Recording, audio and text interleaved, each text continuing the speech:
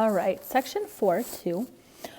We're going to be writing equations in point-slope form, which is different. In the last section, we did slope-intercept form. In the last section, you had to know the slope and the intercept. In this section, we're not going to have both of those things. Okay, so to set up our point-slope form, we're going to start with looking at an equation here. Write an equation for a line with a slope of 1/2 passing through this point. Okay. Normally, to find slope, we take change in y over change in x, meaning we subtract the y coordinates, subtract the x coordinates.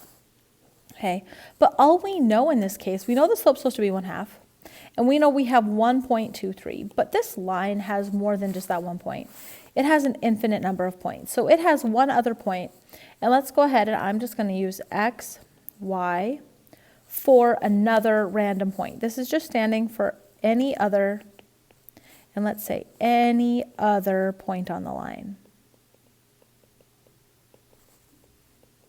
Okay, so we're just going to use this x and y to stand for any other point on this line. Okay, so we're going to use slope. Now again, this is change, those are triangles. Change in y, change in x, so we're going to subtract. So we know the slope. We know the slope here is supposed to be 1/2. So we know the slope here is supposed to be 1/2 equals, and now let's subtract our y coordinates. So we've got our y coordinates here. We've got a y of just y and a y of 3. So I'm just going to write it as y minus 3 divided by, now subtract the x coordinates. So it would end up being x minus 2. So here's how we solve for y. Sorry, not for y. Here's how we solve for slope, right? Change in y over change in x. And now what we can do is if I multiply both sides by this denominator, multiply both sides of the equation by x minus 2, these end up dividing to 1. X minus 2 divided by x minus 2 is 1. And I'm left with y minus 3 on one side, so I'm going to write it on the left side. And then on the other side, I'm left with 1/2 times x minus 2. I'm going to write the 1/2 in the front, just because that's how we tend to write it. Okay, which, in remembering where these pieces came from, this 1/2 ended up coming from the slope. And this point, this 2, came from this x coordinate. So this came from my x coordinate. And this 3 came from my y coordinate. There's my 3. Came from my y coordinate over there. So, but to keep this x and this x from getting mixed up, we're going to use the subscript. I'm going to put a little 1 down in the corner. So that's x sub 1, and we'll do the same thing here, y sub 1, where x and y are any point. And this actually ends up getting us our point-slope form. Our point-slope form is y minus any y coordinate, y sub 1, equals m x minus x sub 1. Again, remembering our variables here are this x and this y. This x here is my independent variable. Independent variable. And this y here is our dependent. This x and y are the same as this x and y. Independent, dependent. So it's the same as the x's and y's in this equation. But this equation, again, we still have our slope. Hey, we've got our slope. This one, though, I had to know the y-intercept. This I don't. I just need an ordered pair. Okay. I just need any ordered pair. Okay. So you're going to need to know this. This is used all the time. We use it in geometry. We use it in Algebra 2. We use it in pre-calculus. Uses this equation all the time. Y minus y1 equals m times, that's a times, x minus x1. So before doing any problems, we need to write that down first. So we want to write an equation in point-slope form. So point-slope form is y minus y1, x minus x1. Of the line passing through the point. So they give us this point. So this is telling me this is my x1, this is my y1, and this 1/4 and has a slope of 1/4 is my m. So now it really just becomes plugging that stuff in. Y minus my y1, which is 3, equals my slope, which is 1/4, x minus my x1 would be a -8.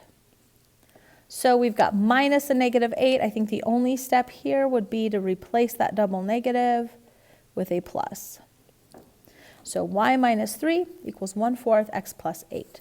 Now I could, at this point, get this to look like y equals mx plus b. I could rewrite this to look like that. But it doesn't say to. It says just write it in point slope form. Well, that right there is point slope form. Right there. Okay. Okay, so here example 2. Write an equation, and now we want slope-intercept form. Slope-intercept form is y equals mx plus b. But in looking at this, over here, the graph they give us, I don't know b. We don't know the y-intercept. If you don't know the y-intercept, then the best way of setting up the equation is to use point slope form and then rewrite it to get it to look like that. Okay, so we're going to walk through that process to see how it works. So first, I need an x1, y1, which I've got 2 of them. Pick one. I think these numbers look easier, so I'm going to have this be my x1, y1. Use any one you want. Now I need to find the slope, my slope. So since I'm given the graph, I'm going to do rise over run. So to get from this point to this one, I go down 1, 2, 3, 4. So down 4. So it'd be -4 is my rise. My run over 2. So my slope ends up being -2. Because it's +2 in the +2 direction. Which my slope is negative, which makes sense. This line goes down. My slope should be negative. So my slope is -2. So now just plug that stuff in. So we have y minus my y1, there we decided was 2. My slope is -2. X minus my x1, we decided that was going to be 1. Okay. And now we want it in, they asked for it to slope-intercept form. So I want y equals mx plus b, so I'm going to have to do a little bit of work. I need to distribute this -2 in. -2x, a -2 times a -1 is +2.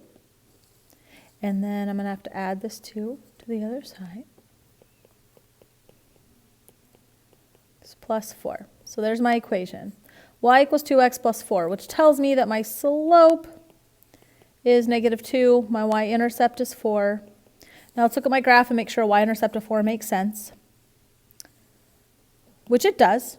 1, 2, 3, 4. It would have to cross up here, which it looks like it will. Okay.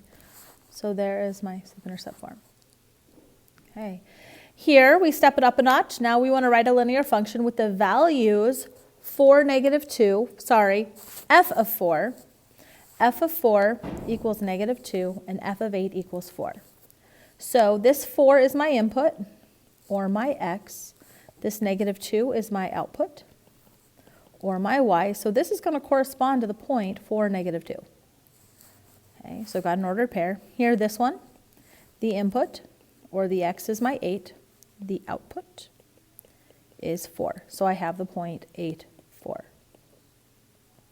So I can use one of those for my x1, y1. I think I'm going to use the positive for my x1, y1. So I'm going to write my equation, y minus y1. Write this every time you use it. Write it down with nothing in it. So I've got my x1, y1. We decided we're going to use that point. You can use any one you want. You could use this one too. It doesn't matter. Pick one. Use this one. And then now we need slope. So we need to find the slope. Slope is going to be change in y over change in x. So I'm going to take my y, subtract them. -2 minus 4 over 4 minus 8. -2 minus 4 is -6. 4 minus 8, -4. That simplifies, and negative over negative is positive. Divide by 2, 3/2. So my slope is 3/2. There's my m. So now we plug in y minus y1, which we decided was going to be this guy, 4. Slope, 3/2. X minus my x1. Decided that would be 8. And now I'm going to distribute. It just says write a linear function, f. It wants it in function notation. a linear function f. So I need it to look like f of x. So that means I need to solve it for y. So I'm going to have to do a little bit of work here, distribute this guy out. So I'm going to distribute that 3/2 in. 3 times 8 is 24 over 2, which that simplifies into 12.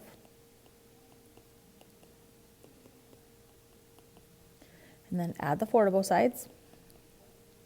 Y equals minus 8. Okay, and now we want function notation. So f of x,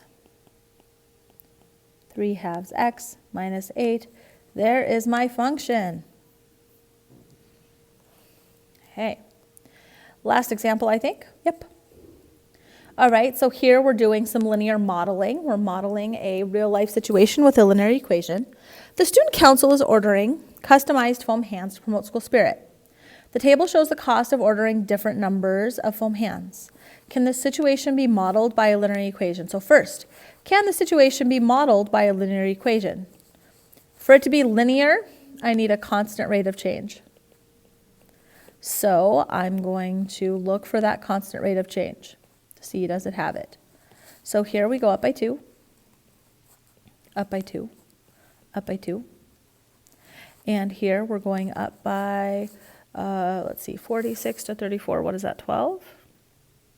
Up by 12 again. Up by 12 again. So can it be situation be modeled by a linear equation? We would say yes. Explain. It does say explain there. Explain. It has a constant rate of change.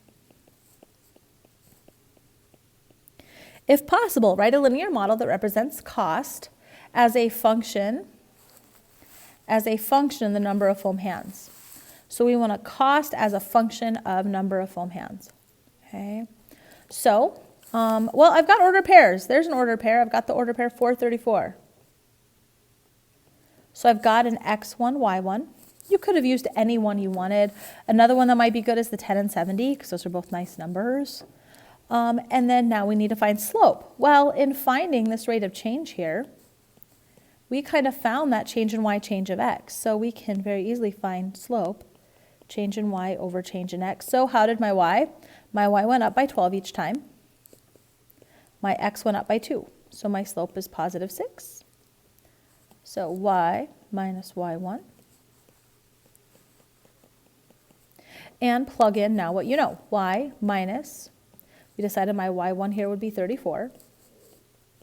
Slope is 6. X minus, we decided my x1 would be 4. Y minus 34 equals, let's distribute 6x minus 24. Add 34 to both sides. Y equals 6x plus 10. It says cost as a function of the number of foam hands, so I'm going to name this function C of h, number of foam hands, 6h plus 10. I just switched the variables up. You make them whatever you want. So write a linear model that represents the cost as a function of the number of foam hands. So here we have a function. So what this is helpful for is I want to know, okay, what if we want to buy 30 foam hands? What would the cost be? Well, I would need to evaluate C at 30.